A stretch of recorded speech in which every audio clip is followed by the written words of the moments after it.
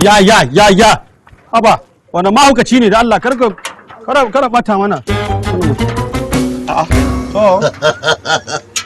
Kwantar da hankalinka mutuncinka ka tsaye da guri guda ko da aka ce idan kana kallo ba wai zaluncin da kai ko yan kulambotan cutar da kake na zo har gida in saka wa mutane ba zuwa ne in gaya maka ta baturen kwallo ya ce wani Haushin kare kenan. kai kasan shi dan abin aiki na ne a adawa.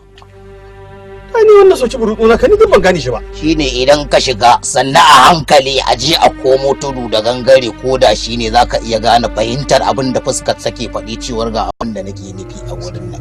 Wannan zuwa ne in gaya maka dai kamar yadda baturen kwallo yake faɗi. An kun je kun yi shaye-shayen ku sai ku zo ku dinga mutane soci burutsu.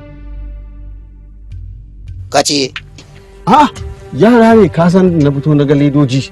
In suka sha ledar ruwan nan sai ka ruwan ga na yawwa. Na rantse da sarkin da ya busan numfashi idan na sake faɗa ka faɗa na mai da yawo kenan ka haɗi yawo billahi lazi la ilaha illa huwa sai na ciro sayi karfe kamu 4 ko 5 wallahi sai dai ka ji tambaye na fus wallahi kamar an tura gwarnet ko da kan iyakar boda ne zuwansa sai dai ka ji ana ce masa birbon man na gaya ma.